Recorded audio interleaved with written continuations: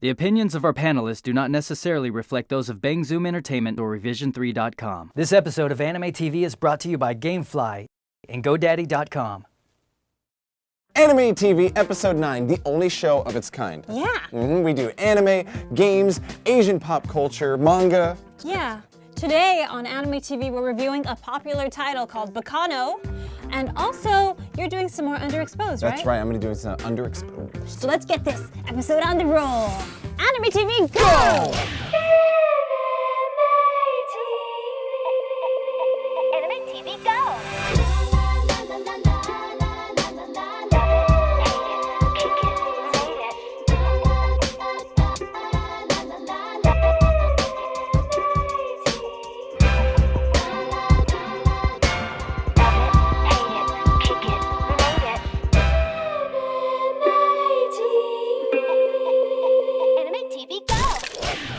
So now it's time for our HIMA segment. HIMA means free time in Japanese. Free time, we've got our expert panelists and they're gonna be telling you everything they've been doing with their free time. But first, I wanna know what you've been doing. I've been reading The Walking Dead.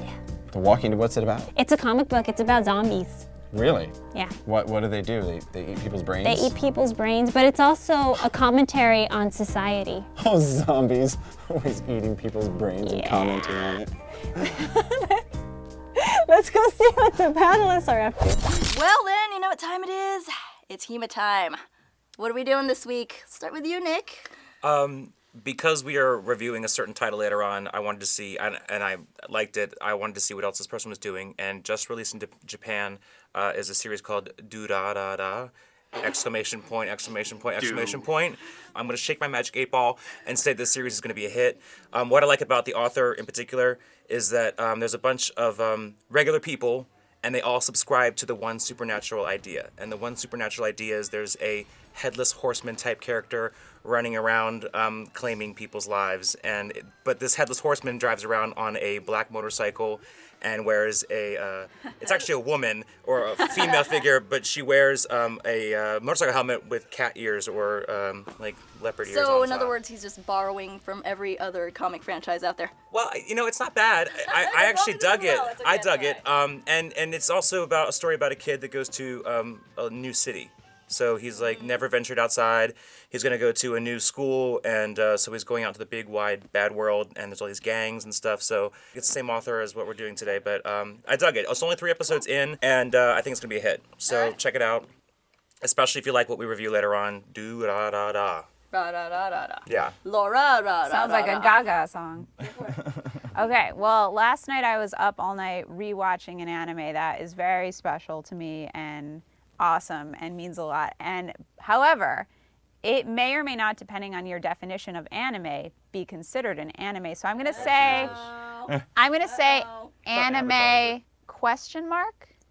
My definition of anime is it's made in Japan by Japanese people, and the original dub or the original language it's done in is Japanese. That being said, How do you guys feel about that? What was the show? I'm gonna say, but after your definition. I mean, I agree with that. I think there are things that are anime-esque. Right, you right, know, yeah. or Definitely anime-ish. anime-inspired. Yeah. You know, There's okay. American animation style cartoons. Right, right. For sure, especially now. But I wouldn't call them necessarily anime. Right. Right, right. Bugs Bunny as hell anime. Anyway, what was the show? The show is Aeon Flux. Forget the movie was ever made. This is the animated series that aired in 1991 on MTV Liquid Television. Do you count those 5-minute episodes where she dies on everyone? I count all of it. They released a DVD box set of it in 2005, and it's fantastic. It's one of my favorite DVD box sets in my top 3 of all time that I've ever bought. This show, I cannot say enough good stuff about it. It's creative, it's provocative, it's cool, it's adult. It's made by Peter Chung. He's Korean, he grew up in Korea, but he was living in America when he made Aeon Flux, and before he made Aeon Flux, I thought this was funny actually, he was an animator on Rugrats. Nice. So when you work on Rugrats, I guess when you make Aeon Flux. You want to do the opposite of. Nice. Yeah. I would say it's anime-esque in the style of anime. his style is absolutely unique. I love that. I love to see a unique looking anime. When I was a kid watching it on MTV, I had no idea what the heck it was about. Do I still know what it's about? The good No. thing about the DVD box set, though, is that Peter Chung does commentary for each of the episodes, and he explains a lot of the stuff, or at least tries to. He's very cute because he's trying to get his ideas. He's trying to talk about it. And it's funny because when I was listening to the commentary going, oh, that's what he meant. It's funny, Peter Chung, because if you didn't say this, I would never have gotten that. Right. But it's still one of the best things ever created, and absolutely you must see it if you like anime that's weird and cool and sexy and... All right, Cage, go. Yeah. Right. I went to a place called Ford's Filling Station recently. It's a restaurant run by the son of Harrison Ford. And I went with some friends, Roy being amongst them, and Kyle Bear, who you may know as the voice of Kamina from Gurren Lagann, and Ryu from Street Fighter 4. And we went and we had an entire roast pig. Like, we ordered an entire pig dinner. And it was amazing because by the end of it, we had the head and everything. Me and Roy ate the brains. It was great. Oh, really? Don't go Yeah. if you're a vegan. Go if you're a vegan. But like, it was great because by the end of it, we had Kylie Bear, if you've seen Gurren Lagann, he was at the end of the table going, pierce the heavens with your pig, trying to get us to finish the damn thing because there was just so much of it, and we still couldn't. Did you do it? No, we couldn't. It was an entire pig. You just let me down. They're on to me. I feel terrible for anyone who lives near me. Anyway, that's what I've been doing. All right, what I've been doing, I decided to get away from the video games a little bit and wander into the world of Porn. Naughty manga. quiet you. Yeah. It's actually a little manga called Midnight Secretary. It sounds filthy. It's got vampires, and it's about as close to a trashy romance novel involving vampires and a private secretary as you can get. It's Is she the vampire, or is everybody else around her? No. Yeah, of course he's the vampire. Her Look at boss, him. her boss is the vampire. She goes to work at this company. Her boss is a vampire. She doesn't know it yet. She falls for him, but he still has to maintain his pride. Dude, only vampires can as a pull off vampire. that lavender tie he's got on there. I mean, Yeah. And so she's fallen for him, and he's not saying if he's interested in her because he just keeps on picking up other women. I understand. You go with this. I'm there with you. And on that note, back to you guys. Coming up next after this very brief break, Jonathan Mesa is going to do another Underexposed segment, so stick around. GameFly is the largest online video game rental service, offering over 6,000 new and classic titles across all consoles and handhelds. With plans starting at $15.95 a month, GameFly members can rent 1 to 4 games at a time and keep them for as long as they like. Anime fans get a 2-week free trial when they go to www.gamefly.com/anime. Some restrictions apply. Check the GameFly website for details. Now it's time for Underexposed with Jonathan Mesa. He's going to be talking to you about some anime that may have flown under the radar, or maybe some older titles that may have been forgotten. What are you going to talk about today? Today we're going to be looking at a little anime called Desert Punk. Ooh. Yeah, so let's just get right to the segment. do it. This one.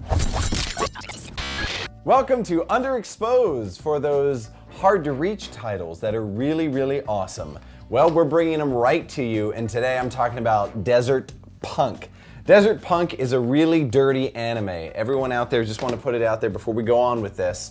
This is the anime for every immature person out there. But if you're immature, you've got an immature sense of humor, this is definitely your title. Very, very funny anime.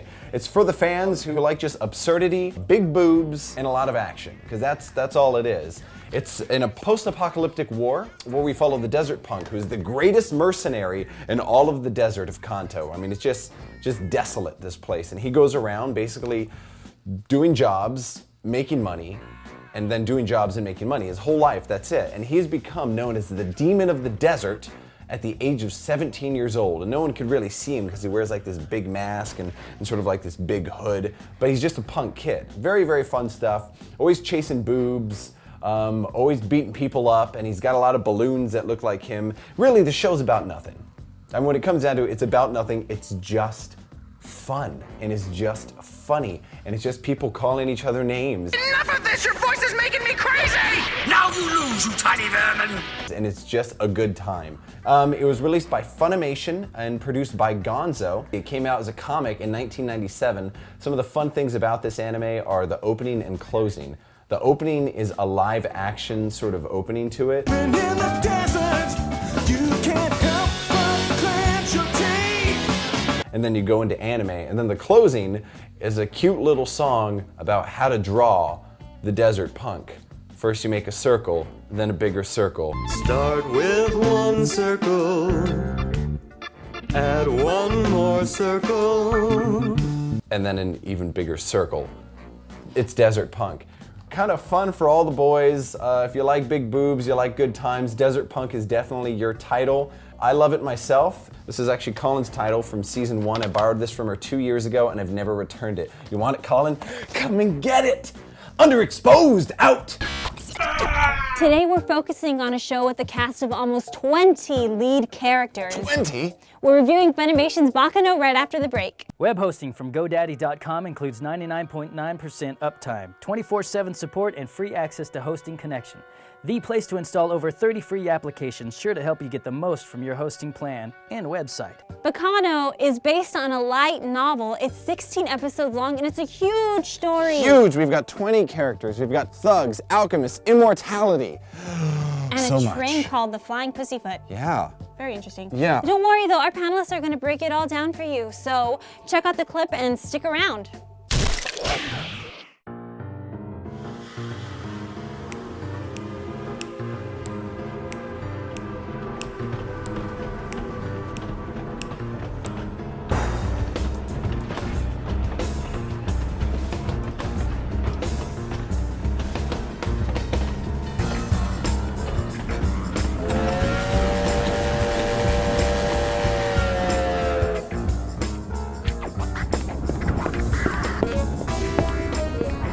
人がね、消えていくんですよ。最後にはみんないなくなって、その列車の存在自体がなかったことになっちまうんだ。来たんだ。遅かったんだ。もう追いついちゃったんだ。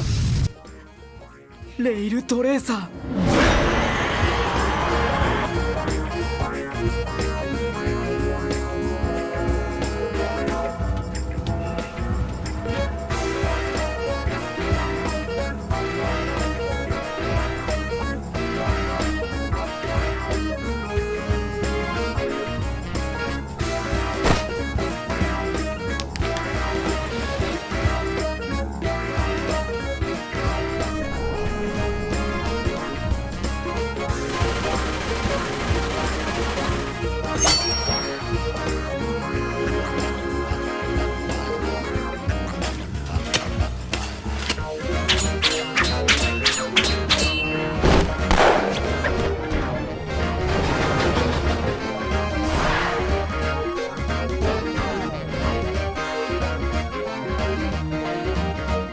違うぜ腐れガキ。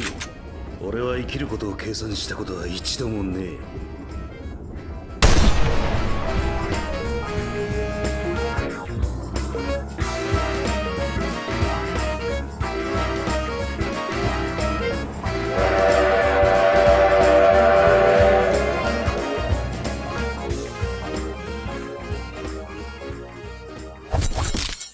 Today we're going to be talking about a little show called Baccano. It's actually Italian for noise, and I want to know what kind of noise you guys are going to make about it. I see what you did there.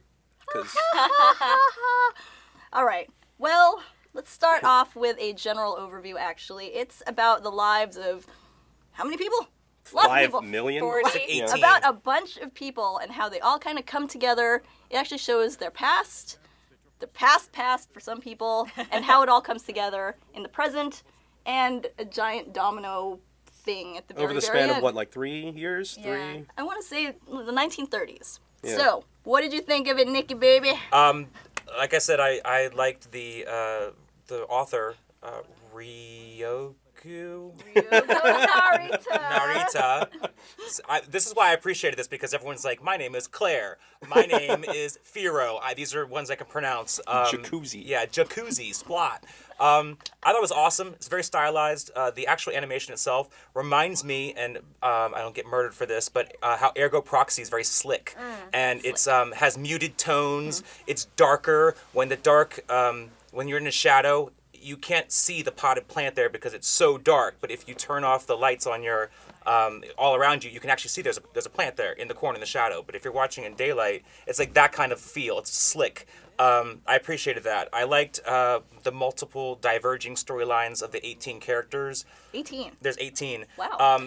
I read online. I always usually give props to some of the actors, the voiceover actors. But this time I'm going to give props to Tyler Walker, who did 6 days of casting, and this is huge. Over 150 people auditioned. I saw that. And I'm like, you know what? This is the one time where you should say everyone was great, but they were miscast, or they should have jumbled up the characters. And this time they actually were like, who can do authentic accents? My one problem with reviewing Monster before, and something like The Count of Monte Cristo, which is painful to watch in English, when you watch this, you're like, I want to watch the dub. I have to admit that this is probably the best dub I've ever It's very, watched. very, very Really? good. I liked it. Didn't Walker also watch like a bunch of like Scarface, and, Al Capone all when those kind of writing the stuff. script? Yeah. And so to me, it seems authentic. It is a period piece. It is set like in bootlegging mobster Have times. you ever been to New York? No, but I'm saying it's a stylized piece. So my point is that while The Count of Monte Cristo, they were all talking in the dub like we're talking now, and they're clearly European, or in Monster where they said we are in Dusseldorf, Germany, but we're not going to have any kind of accent. I don't buy it. Here they're saying we are in New York and we're going to talk like New Yorkers. You know what I mean? Like, and I thought that was cool because everyone is there. So usually we give props to the voiceover actors, and we always poo-poo the directors and say they were miscast, or we should have switched up the roles, or the placement. It's not the actors' fault. And this time the actors all did their job. In my opinion, 90% of the accents I thought were good because they did old Russian, like on a boat. They covered Russian, French, English, Italian. Yeah, and I thought they did a great job in trying to capture the essence of those accents. So for me, I thought it was one of the best dubs I've ever seen. Props to Tyler Walker, who was the casting and voice director for that. And like I said, I always poo-poo the director. This time I'm giving him props and not saying anything about the actors because they all just did their job, and he really stepped it up. And over the 6 days of auditioning over 150 people, they found their crew. And like we had talked about before, that he watched a ton of mobster movies. It was great. Yeah, I was like, this is Al what I'm looking Capone, for. I'm looking for the essence of Scarface. mobster because it's a period piece. It's 1930s bootlegging, mobsters. Also, he cast a lot of fresh voices for Baccano. There's only like one or two, maybe three recognizable names in that cast, but everyone else was chosen because of how they sound. Their talent, because the authenticity of it, I thought. And you know, also, like I said, I like the writer because of the fact that everyone is in this, you know, regular kind of slice of life. We are mobsters, but they all subscribe to there are immortals running around. You know, and that's how that's his style. That's his style. Just like in Do-Da-Da-Da, everyone's having a regular life, but there's a headless horseman running around. And I like that. And I don't like slice of life kind of stuff. So this is probably one of the best things that I've ever seen us review. Laura looks like she's gonna explode. Yeah. Say it. I can't believe you thought. Anyway, the voiceovers I'll get to. Not all of them were bad, but I'm from New York, and my entire family is from New York and Jersey. And where's your accent? Exactly. That's part of it. But my family, I'm very close with people from Long Island, Staten Island. And if you are from New York or you have family members from the New York area, some of the accents, I had to switch it to Japanese. It was laughable. This was in the 30s. Yeah, I don't care. It's still. I don't think they talk like that in the 30s. But I don't know. I wasn't around for that. Yeah. It's what I imagine them to sound like. It's what I imagine them to sound. Maybe they were Not gross. all of them were maybe bad. they were gross, like, you know, representations of that. But at least they went there. You know what I mean? They tried to say. I know what they were going for. I know people who have those real accents, but you can tell. But outside of the voices, what did you think of just the whole entire plot, the story? It was on a train. It was like a murder mystery. What did you think about all of that? I will say it was certainly easier to understand in English, but I was watching in Japanese just because that's what I usually do anyway. You know those animes that you are so glued to the screen. You can't stop watching for the entire. You have to watch the entire series in one night, episode after episode. You have to marathon it. You love it so much. Yeah, I'm only gonna watch one, and then you're like 7 later. Right. I felt the opposite way about this anime. First of all, let me say though, it looks gorgeous. The animation style is ace, and I was very excited to watch it based purely on how it looks. Major props to Brainspace on that one. Yeah, the animation, beautiful. I love the style. Obviously, they put so much work into it. It looks fantastic. I'm going to put it in almost into the category of animes that look gorgeous, but it's not in as bad as, say, Trinity Blood, which looks gorgeous. Is one of the biggest pieces of crap you've ever seen in your life. Or, you know, even Blood Plus, or... I'll agree with that. Or Mars Daybreak. Don't even get me started on Mars Daybreak. I was gonna say it was just a trinity of vampires. It's not as bad, it's not as bad as those. But I watched the whole first episode, and I still, after watching the whole first episode, and even after watching the whole second episode, I still didn't know what the heck this anime was about. Well, you're not going. Well, I mean, right, I know, but I'll get into that. That's later, part of. I know that this is part of the point of the show, and that's what they were going for. They say in the beginning, "There's the little girl. There's no main characters," and even in the last episode, they do the disclaimer again about, "Oh, there were no main characters, and there is no beginning, and there is no end, because that's how life is, and it's just people interact and they go on." And I was like, "Well, that makes for shoddy storytelling." Anyway, they're trying to do a Pulp Fiction kind of thing with the timeline. However, I did find it hard to follow sometimes, and they'd flash the year on the screen, and I wouldn't remember what the last year was. So I was like, what? Oh, God. And we were talking about Boogie Pop Phantom last time. Boogie Pop Phantom does this too, actually without years, so it's even harder. You would think it's harder, but it's not. For some reason, with Boogie Pop Phantom, it really works. And with this, I just found it confusing. And I just really didn't like any of the characters that much, really fall in love with any of the characters. And it was very bloody, which I'm not going to say that I have... No. Listen, I love Berserk. Berserk is one of my favorite animes of all time. That's bloody as all get out. But in Berserk, when people bleed, you feel it. And with this, when people are like a hand's missing and bleed, I was just like, oh. That was means you awesome. feel it too. No. They felt it. Shit. No, that meant I was just grossed out and just wanted it to end. All right, KG, your turn. What did you think of all of this? Everything you know is wrong. Anyway, let me tell you what sold me on the show right off the bat. There's this great little blurb on the back of the DVD set. Nothing makes the Great Depression sexier than alchemy battles and good-looking mafia hitmen. I was like, what? All right, yeah, I popped in. It was really. So when I saw that, I was like, all right, I have no idea what I'm going to expect from this thing. But I can say that it was one of the best things I think I've ever at least reviewed for this show, because I agree. Because, like Nick already touched upon, it was a pleasure to listen to in English, and that's very rare for me to, come out and say. Yeah, it was. I did not mind at all listening to it in English, because all the great accents and all the characters, like there are people dressing up as Babe Ruth, and they were great. And Isaac and Miria. that dude who was like listing off all these famous boxers while he was beating the crap out of that dude on the train, and the Flying Pussyfoot. The Flying Pussyfoot. The name of the train is the Flying Pussyfoot. It's a great show. It's a great show. There's some repetition in the storytelling, because it's done over the course of several episodes through several different viewpoints, and it goes back and forth. So it is kind of like Pulp Fiction in a way, except it does it a little bit more. And one of the best parts of the show was, the underlying plot about the elixir of immortality, and all these people who drank it, thinking it was booze. That was hilarious. And but really, you care more about what's going on beyond that. The story is so good.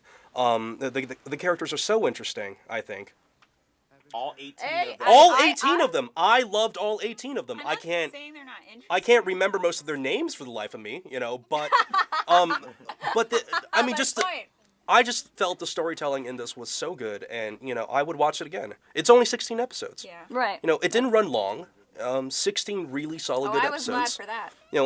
you get to see all these places in old New York. Alcatraz is in it. Like they went out of their way to make sure the city looked as close to the real thing as possible. Grand Central Station looked really good. Yeah. The writer actually. He went to New York to check out all the areas. Yes, as a New Yorker, I recognized places from it. Yeah. All right. Well, my thoughts on Baccano, again, Italian for noise, is, again, giant cast, but miraculously I can remember what made each character so special. It also kind of helps that they have names like Jacuzzi and Coleslaw and mashed potatoes, but still at the same time, there's so much about this that it's like they give you just enough to start to care about the characters, and then they say, well, here's the whole package, here's what we give you, now take it and run with it. Do whatever you want with it. I mean, I personally don't think that that's so much of a cop-out as a lot of people would think, but the very, one of the last things that is said in the series is to just keep on going. There's no main character, there's no beginning, there's no end. It just keeps on going because that's how life is. And the animation... I thought that was a cop-out. Well, maybe It was a little artsy. Yeah. It's truth, but in their story, they're immortal, so they will go on forever. Exactly. That's the thing about it, is because none of them are gonna die, apparently. And animation's beautiful. Music, I have to admit, when I first started watching it, I was like, this sounds a lot like Cowboy Bebop. Why does this sound a lot like Cowboy Bebop? Which is not the opening, the Paradise Lunch. Yeah. Yeah. So, I mean, other than that, I mean, I thought that it was really good. I would definitely give it another go if I wanted to give it another go. And so, with that, final thoughts. My final thoughts, awesome. It's probably one of the best series that I've ever reviewed on the show, and I'm not afraid to say that the dub is really good, and it's probably one of the best dubs I've ever seen. It's bloody, and the writer gives you such lines as, how can you hate this if it says this?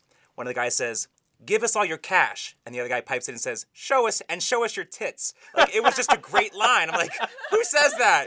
You dirty bird. And it's just classic lines like that make me say, I love these characters. So I did think the ending was kind of a cop-out because they all are immortal and they go off into the sunset kind of a thing. Yeah. I could have done without that with the two, opening and outro characters, but, leaving me with a good ballad at the end. That song at the very end is beautiful. Whoever sings that, sorry, that was not the last thing I wanted to look at, but it was beautiful ending, great beginning, amazing show. Go for it, Dollface. I think it's really going to come down to taste preference with this.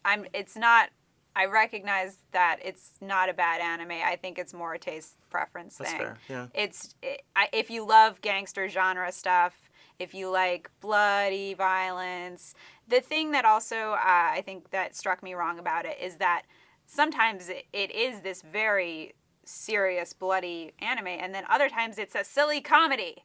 And they're acting like it's a silly anime and then it's to break it up, though. It's to break it up. Yeah, but preference, taste. That's fair. I will say also that I think that I felt a little Full Metal ripoff a little bit.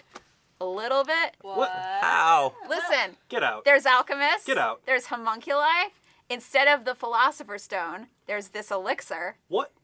And they're on a train, and they are on trains quite often in Full Metal. What? It's a good tie-in. I see, but there's so many divergent points I'm from not there. saying it is a ripoff. Okay, I'm Keiji looks like he's about to cry now. No, you know what? That just took me right out of the game. I can't believe you just said that. Did you really compare this to Full Metal Alchemist? I didn't compare it, but I said there's a lot of similar themes. Similar things going on. Yeah. Well, I guess I can kind of see that. You don't see a correlation between the Philosopher's Stone and the elixir. We're ending the show. Okay, well, let me just say this: that the show, yes, you can see that it has borrowed a lot of things. We've heard Pulp Fiction thrown around. Apparently now we're hearing Full Metal Alchemist thrown around. But I think it does it well. It puts it all together, and putting it all back together, sending it back to you, Christina and Johnny. Oh my goodness! What? KG likes something! Wow! Hooray! Yay! Kanji! It still sounds like a coffee drink to me though, Baccano. Baccano, yeah. I It like kinda it does. with foam and like, probably some soy. Some immortality elixir and Yeah, right, Yeah. the flying pussyfoot. Hey! That's right. Coming up next week is Huntic, but we're also going to ask the age-old question, what is anime? So you want to come back for that? Yeah, we're mostly just going to argue about it, probably. Probably. Yeah. So follow us on Facebook and fan us on Twitter. I'm Christina V. I'm Jonathan Messa, filling in for Johnny Young Bosch. AnimeTV, go! AnimeTV episode 10? 9. Episode 9. Mine.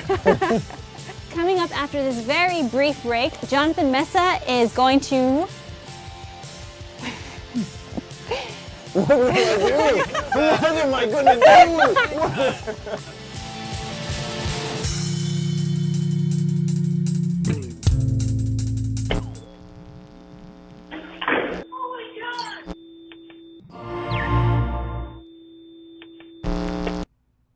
No.